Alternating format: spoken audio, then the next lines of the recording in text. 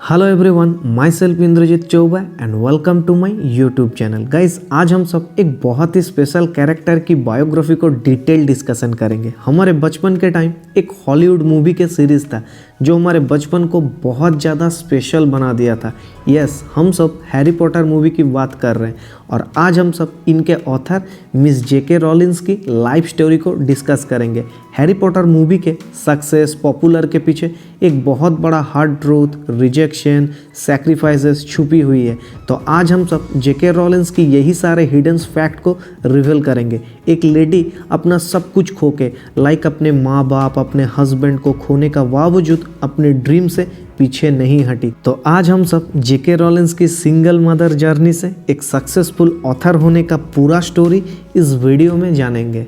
तो जेके राउलिंग यानी कि जोआन कैथलीन राउलिंग की जन्म 31 जुलाई 1965 में इंग्लैंड के ब्रिस्टल सिटी में हुआ था।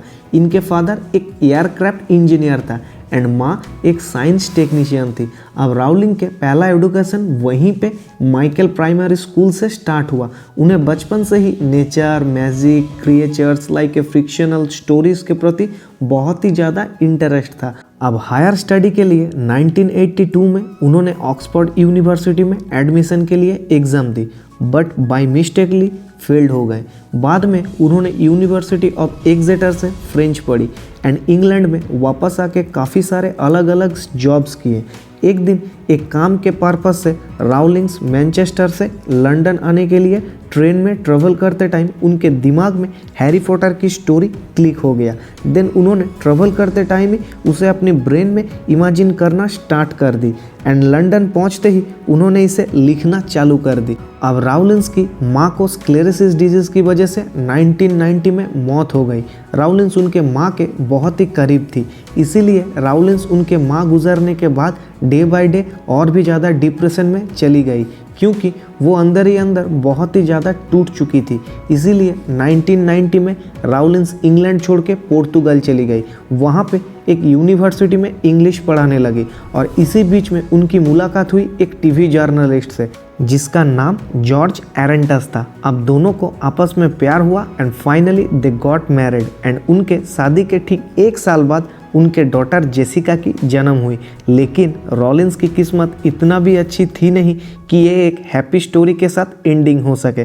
अब उन्हें लाइफ के सबसे बड़ी सेटबैक्स को फेस करना था। उनके मैरिड लाइफ ज़्यादा दिन कुछ खास नहीं रहा।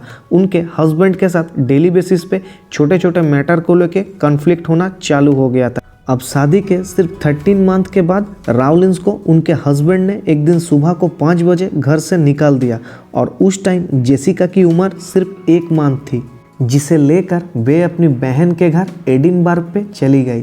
और इस टाइम उनके पास सिर्फ एक suitcase and Harry Potter and the philosopher stone की मैन्युस्क्रिप्ट के सिर्फ 3 चैप्टर था। अब डिवोर्स होने के बाद राउलिंस की टेंशन डे बाय डे बढ़ने लगी।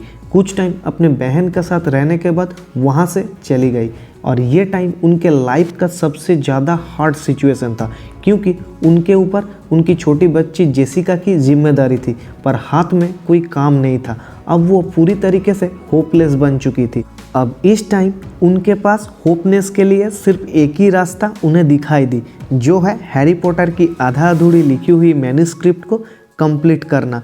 अब रॉलिंस ने अपना घर बाहर सारा काम कंप्लीट करके अपने बच्चे को सुलाने के बाद स्क्रिप्ट लिखने बैठ जाती थी। अब मैन्युस्क्रिप्ट को कंप्लीट करते करते उन्होंने एडिनबर्ग यूनिवर्सिटी के मूरे हाउस ऑफ एजुकेशन से टीचर ट्रेनिंग का कोर्स ज्वाइन किया। अब हैरी पॉटर की first manuscript Harry Potter and the philosopher stone ready था।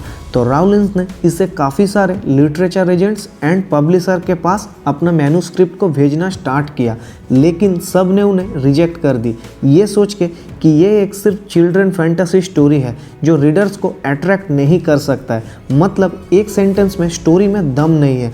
और इनकी मैन्युस्क्रिप्ट को टोटल 12 पब्लिशर्स ने रिजेक्ट कर दी, बट फिर भी राउलिंस ने गिव अप नहीं की, क्योंकि उनके पास और कोई दूसरा ऑप्शन था ही नहीं। तो उन्होंने कंटिन्यू अलग अलग पब्लिशर्स को कन्विंस करने लगा। लेकिन एक कहावत है ना कि कोशिश करने वालों की कभी हार नहीं होती। तो 1996 में जब राउलिंस की मैन्युस्क्रिप्ट लंदन के ब्लूम्सबरी पब्लिशिंग हाउस गई तो वहाँ के चेयरमैन ने उनके 3 चैप्टर अपने बेटी को पढ़ने के लिए दी, जिसे पढ़ने के बाद उस बच्ची ने नेक्स्ट चैप्टर की इंस्टेंट डिमांड की और ये देखकर ब्लूम्सबरी पब्लिशिंग हाउस ने राउलिंस के मैन्युस्क्रिप्ट को छापने का डिसाइड कर दिया और ये एग्रीमेंट 2000 पाउंड का हुआ। तो राउलिंस ने हैप्पीली इसमें एग्री हो गई। एंड फाइनली 1997 में जब उनके novel Harry Potter and the philosopher stone market में पब्लिश हुआ तब भी मैक्सिमम पब्लिशर्स ने इसे अंडर एस्टिमेट कर रहा था, बट सबकी प्रेडिक्शन एजम्पशन गलत साबित करते हुए ये नोवेल ना ही सिर्फ बच्चों में बल्कि ये हर एज की रीडर्स में पॉपुलर बन गया। स्कॉटिश आर्ट काउंसिल राउलिंस के काम से इतना ज़्यादा इम्प्रेस हुए कि उन्होंने हैरी पॉटर की पूरी कंप्लीट सीरीज़ को लिखने की रिक्वेस्ट की। अब समय की पहिया उसके बाद कुछ इस तरह से घूम गई कि मानो राउलिंस पर अवार्ड्स की बारिश लग गई। हैरी पॉटर के कारनामों से डेकोरेट किया उनका इन adventurous novel Harry Potter and the philosopher stone कई लिटरेचर चार्ट पर बेस्ट सेलर भी बन गए। अब सिचुएशन ऐसा था कि जितने सारे पहले पब्लिशर्स ने उन्हें रिजेक्ट कर दिया था वो सारे के सारे पब्लिशिंग हाउस उनके नोवेल हाईएस्ट रेट पर खरीदने के लिए रेडी हो चुका था। अमेरिका में उनके नोवेल के पब्लिशिंग $1 लाख पे बिकी और इतने हायर मार्जिन बोली शायद ही किसी नोवेल की लगी हो। और अमेरिका में इनके पहला नोवेल को Harry Potter and the sorcerer's stone के नाम से पब्लिश किया गया और यहाँ पे भी ये बहुत ज़्यादा पॉपुलर हुए और इसके बाद लगातार हैरी पॉटर के टोटल 7 नोवेल एक के बाद एक सीरीज में पब्लिश किया गया and then it's make a history. अब ये सीरीज़ के सभी novel New York time best seller के लिस्ट में नंबर 1 पर रहा। अब इसके साथ साथ काफ़ी सारा अवार्ड्स भी जीता, जैसे national smartest book prize, British children book of the year, children book awards etcetera. अब वार्नर ब्रॉस ने इनके पूरी सीरीज़ को फिल्म बनाने के लिए ईयर 2000 में इसे खरीद लिया एंड 2001 से स्टार्ट करके 2011 तक टोटल 8 मूवीज़ रिलीज़ किए एंड ये सारे के सारे मूवीज़ बहुत ज़्यादा सक्सेस एंड फेमस बन गया। अब जेके राउलिंस ने हैरी पॉटर को छोड़ के भी और भी बहुत सारा नोवेल लिखे, जिसमें fantastic beast and where to find them, Quidditch through the ages and the table of Beedle the bird etcetera.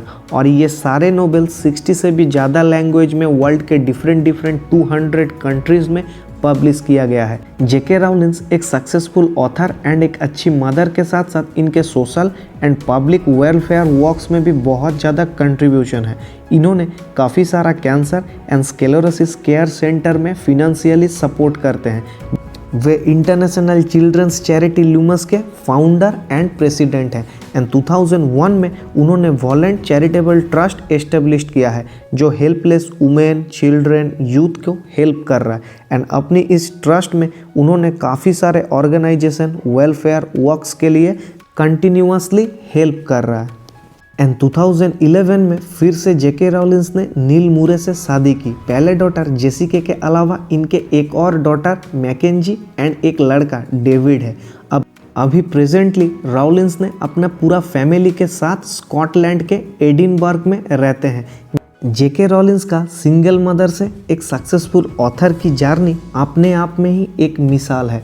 तो इस पूरी बायोग्राफी वीडियो में अगर आप नोटिस करोगे तो एक चीज़ आपको क्लियर समझ में आएगा कि जेके राउलिंस की अगर अब डाइवर्स मूवमेंट से सक्सेस होने तक की जो टाइम था वो मूवमेंट बहुत ही ज़्यादा टफ था और ये मूवमेंट हम सब की लाइफ में कभी ना कभी आएगा डिफरेंट वे में, लेकिन हम सभी को इससे भागना नहीं है, डट कर उस सिचुएशन को फेस करना है क्योंकि ये बार बार आएगा जब तक हमारा सांसें चलते रहेगा और ये एक बार जब हम इसे डिफेंड करना सीख जाएंगे तब हमारे अंदर से फेलियर का डर अपने आप ख़त्म हो जाएगा।